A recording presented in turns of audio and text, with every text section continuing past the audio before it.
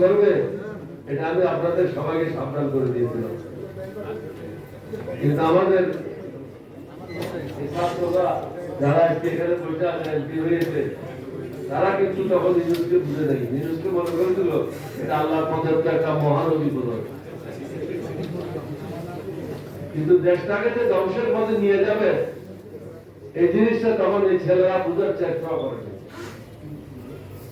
তাদের তো অন্তত লেখাপড়া করা একটা জিনিস বোঝা উচিত ছিল। উনি একজন অর্থনীতিবিদ, তাহলে শান্তিতে নোবেল পাইল কি করে?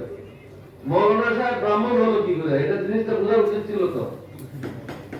কিন্তু ছাত্ররা সেদিন বুঝে নেয়, যার কারণে আজকে জাতিকে খেসারত দিতে হচ্ছে।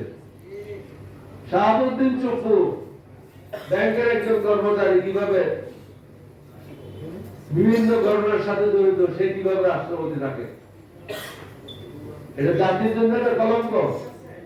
ছাত্ররা অর্ধেক পথে এগিয়ে রদে ভঙ্গ দিয়েছে। তার যেটা ধরবে সেটা শেষ করতে হবে। আমি একজন মুক্তিযোদ্ধা, আমি যখন যেটা হাত দিয়ে ওটা শেষ করি, আর যদি শেষ করতে না পারি ওটা হাত দিই না। এখন তৈরি হতে হবে